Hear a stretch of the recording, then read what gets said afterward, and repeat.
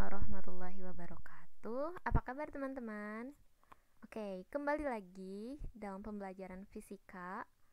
Untuk hari ini, submateri yang akan kita bahas yaitu impuls dan momentum. Nah, impuls dan momentum ini ada di kompetensi dasar 3.10.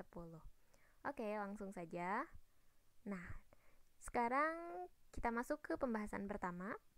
Coba teman-teman perhatikan gambar berikut. Nah, kira-kira nih, ini gambar apa? Udah pasti tahu kan? Ini gambar seorang anak yang menendang bola. Katakanlah kita anggap bolanya diam. Walaupun dari gambar ini, bolanya diam kan dari gambar ini, tapi kita anggap bolanya bergerak gitu. Nah, menurut teman-teman, apa sih yang menyebabkan bola ini bergerak? Kenapa coba bola dapat bergerak? Udah pasti ya, jelas jawabannya. Karena kita menendang bola itu, atau di gambar ini anak tersebut menendang bolanya. Oke, jadi yang menyebabkan bola bergerak adalah adanya gaya tendangan. Nah, gaya tendangan yang diberikan merupakan gaya kontak. Kenapa gaya kontak? Karena di sini ada interaksi, ada kontak antara bola dengan kaki. Jadi gaya kontak itu ada kontak antara bola dengan kakinya gitu. Jadi disebutlah gaya kontak. Nah, selain itu, gayanya juga berlangsung dalam waktu yang singkat. Ya, pasti teman-teman udah kebayang kan singkatnya kayak gimana? Kaki kita menendang bola gitu. Sehingga bola ini dia bergerak gitu. Nggak lama-lama banget kan, tapi singkat gitu. Ada selang waktu yang singkat. Nah, gaya yang seperti inilah yang disebut gaya impulsif. Oke, gaya impulsif itu gaya seperti apa? Yaitu adanya gaya kontak dan berlangsung dalam waktu yang singkat. Oke, memang kalau ada gaya kontak, ada juga gaya tidak kontak. Itu seperti apa? Emang ada gaya tidak kontak? Tentu saja ada. Contohnya gaya gravitasi yang telah teman-teman pelajari. Gitu di sana ada tarikan gravitasi walaupun gak kelihatan gitu. Kok bisa gitu buah apel jatuh dari atas ke bawah? Kan di sana ada gaya gravitasi tapi nggak ada kontak sama sekali gitu kan? Tiba-tiba jatuh aja gitu. Nah, itu gaya tidak kontak atau gaya non kontak. Nah, kalau di sini gaya impulsif ini dia gaya kontak. Artinya ada interaksi, ada kontak antara benda dan pemberi gaya. Di sini bendanya adalah bola dan pemberi gayanya adalah tendangan kaki gitu ya. Oke, lanjut. Nah, ini kalau seandainya peristiwa yang tadi, tendangan anak tadi menendang bola digambarkan dalam sebuah grafik. Nah, grafiknya itu adalah grafik gaya atau F terhadap waktu atau T. Nah, di sini sumbu Y-nya merupakan gaya dan sumbu X-nya merupakan waktu. Jadi kalau teman-teman nih ada grafik sesuatu dalam kurung sesuatu, nah, kita udah harus bisa membaca bahwa yang ada di sini itu adalah sumbu Y-nya yang di luar kurung itu. Sedangkan yang di dalam kurung itu adalah sumbu X-nya gitu ya. Itu hanya pengetahuan matematis saja gitu. Oke, kita kembali lagi.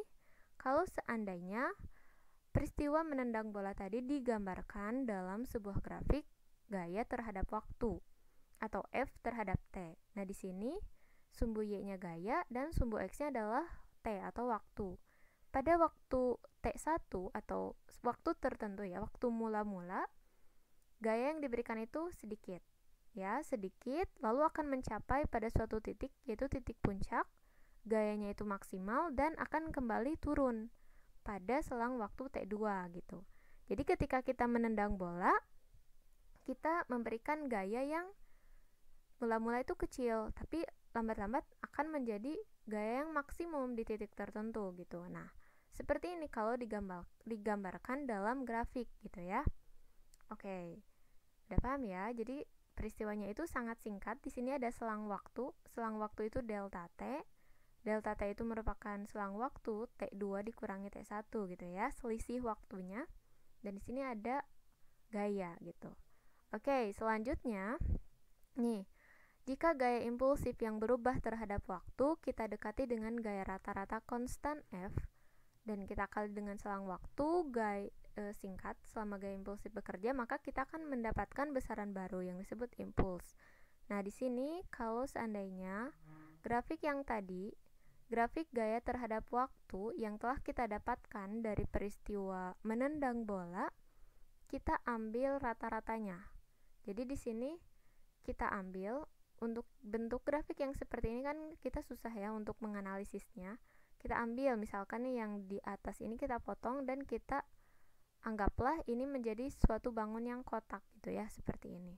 Nah, luas daerah yang diarsir ini akan menjadi suatu besaran baru yang kita sebut impuls. Oke. Nah, gaya rata-rata ya, maksudnya tidak hanya satu kali mengambil datanya. Kalau rata-rata tuh biasanya banyak, terus dirata-ratakan gitu, dibagi banyaknya percobaan. Nah, di sini kembali lagi, ketika gaya yang kita ambil adalah gaya rata-rata dan dikalikan dengan selang waktu tertentu, maka kita akan mendapatkan besaran baru yang disebut impuls. Nah, impuls ini merupakan perkalian antara gaya konstan, gaya rata-rata konstan, dikali dengan selang waktu. Nah, sebenarnya konsep impuls ini penting ya teman-teman. Kenapa sih kita harus belajar impuls gitu? Kenapa? Nah, ini sebenarnya banyak sekali aplikasinya dalam kehidupan. Nah, kayak gimana contohnya? Contohnya kalau misalnya jatuh nih teman-teman, atau seseorang jatuh ke bawah, kakinya tuh jangan terlalu tegak gitu. Jangan tegak, tapi harus agak ditekuk kalau misalnya jatuh. Supaya apa? Supaya nggak terlalu kuat gaya impulsifnya. Nah, itu nanti akan kita bahas, soalnya itu akan nyambung juga ke konsep momentum. Oke, jadi dengan pelajari impuls, setidaknya teman-teman nanti akan lebih paham tentang oh seperti ini gitu kehidupan, oh seperti ini cara menghadapi kehidupan, atau cara menghadapi misalnya ketika ada sesuatu yang seperti ini gitu. Oke, nanti ya kita bahas itu. Kita lanjut lagi pada materi. Nah, impuls ini dilambangkan dengan I ya dalam fisika, I besar, dan memiliki satuan dalam SI itu adalah kilogram meter per sekon. Kenapa? Karena tadi kita dapatkan impuls ini merupakan besaran yang merupakan hasil kali dari gaya rata-rata atau F dikali selang waktu atau delta T. Nah, selang waktu ini merupakan selisih dari T2 dikurangi T1. Nah, di sini kenapa kita bisa mendapatkan kilogram meter per sekon? Karena satuan gaya itu merupakan Newton. Nah, sedangkan Newton itu merupakan kilogram meter per sekon kuadrat. Nah, kilogram meter per sekon kuadrat dikali satuan waktu yaitu sekon akan menghasilkan kilogram meter per sekon gitu ya. Oh iya, teman-teman, impuls ini merupakan dia besaran vektor karena perkalian antara vektor di sini ya, antara gaya ya, gaya kan vektor gitu. Nah, selanjutnya ada momentum linear. Oke, teman-teman perhatikan gambar berikut. Katakanlah ada seorang A di sini, ada B, ada C, ada 3 orang berarti ya. Nah, coba bayangkan teman-teman, B dan C mereka bergerak dengan kecepatan yang sama menuju A. Kecepatannya sama, tapi di sini anggaplah karena B gambarnya lebih besar, dia memiliki massa yang lebih besar. Sedangkan C dia massa yang lebih kecil dibanding B. Nah, ketika mereka berdua, B dan C bergerak dengan kecepatan yang sama ke arah A, kira-kira nih, A ini akan lebih sulit menghentikan gerakan B atau menghentikan gerakan C? Ya, pasti ya udah ketebak jawabannya. A akan lebih kesulitan untuk menghentikan gerakan B dibanding gerakan C. Kenapa? Ya udah pasti ya, karena massa B kelihatannya lebih besar gitu, dilihat dari gambarnya aja lebih besar. Iya, betul. Nah, ukuran kesulitan untuk menghentikan benda yang bergerak ini dalam fisika dinamakan dengan momentum linear. Nah, tapi gerakannya itu gerakan yang lurus ya. Tadi yang peristiwa tadi, B dan C ini mereka bergeraknya lurus menuju A gitu. Dan mereka bergerak. Nah, A ini mencoba menghentikannya gitu, ditahan sama A.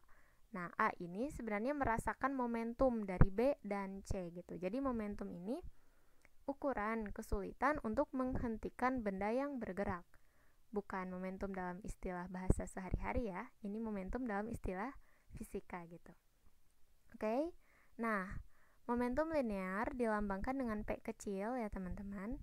Momentum berbanding lurus dengan massa dan berbanding lurus dengan kecepatan. Apa maksudnya di sini? Oke, ini kasus dengan berbanding lurus dengan massa sudah kita bahas dengan contoh yang tadi. Ketika massanya yang besar, B katakanlah memiliki massa yang besar, A akan kesulitan untuk menghentikan gerakannya. Artinya B ini memiliki momentum yang besar gitu. Sehingga dikatakan, ketika masanya besar, maka momentumnya juga akan besar. Nah, lalu bagaimana dengan kecepatan? Kalau dengan kecepatan, kita asumsikan begini. Ada satu benda yang sama, misalnya kucing ya. Kucing bergerak ke arah kita. Kucing ini dia pertama-tama dia bergeraknya berjalan. Kita yang kedua, kucing yang sama lari ke arah kita. Kira-kira kita akan kesulitan untuk menghentikan gerakan yang sedang lari atau yang sedang berjalan? Oke, udah jelas kan? Jawabannya, kita akan lebih sulit menghentikan gerakan kucing yang sedang berlari atau yang kecepatannya lebih besar. Kenapa? Karena kucing tersebut memiliki momentum yang besar ketika dia bergerak dengan kecepatan yang tinggi. Gitu. Jadi dikatakanlah bahwa momentum ini berbanding lurus dengan kecepatan. Gitu ya. Nah, sehingga nih dari yang tadi, hasil pengamatan yang tadi diformulasikanlah oleh para ahli bahwa momentum ini sama dengan M kali V. Ya, momentum itu P, M itu massa, V itu kecepatan gitu ya, teman-teman. Oke, selanjutnya. Nih, setelah diperhatikan, satuan impuls dan momentum linear memiliki satuan yang sama, yaitu kilogram meter per sekon. Oke, sebelumnya untuk yang impuls sudah kita bahas ya, satuannya kilogram meter per sekon. Nah, tapi untuk yang momentum, coba kita analisis. Massa satuannya kilogram, kecepatan meter per sekon. Berarti kalau dikalikan, kilogram meter per sekon. Sehingga satuan momentum ini sama dengan satuan impuls, yaitu kilogram meter per sekon. Untuk dalam satuan SI ya, teman-teman. Nah, secara fisika nih, apabila ada dua besaran yang memiliki satuan yang sama, maka ada hubungan dari kedua besaran tersebut. Ya, tentu saja di sini ada hubungan antara impuls dan momentum. Tapi, apa itu hubungannya? Oke, kita akan pelajari ini di pertemuan selanjutnya. Jadi, untuk pertemuan kali ini, kita cukupkan sampai di sini. Kurang lebihnya mohon maaf. Billahi taufiq wal hidayah. Wassalamualaikum warahmatullahi wabarakatuh. Jika ada yang mau bertanya, silakan ditanyakan di kolom komentar. Selamat belajar dan jangan lupa jaga kesehatan.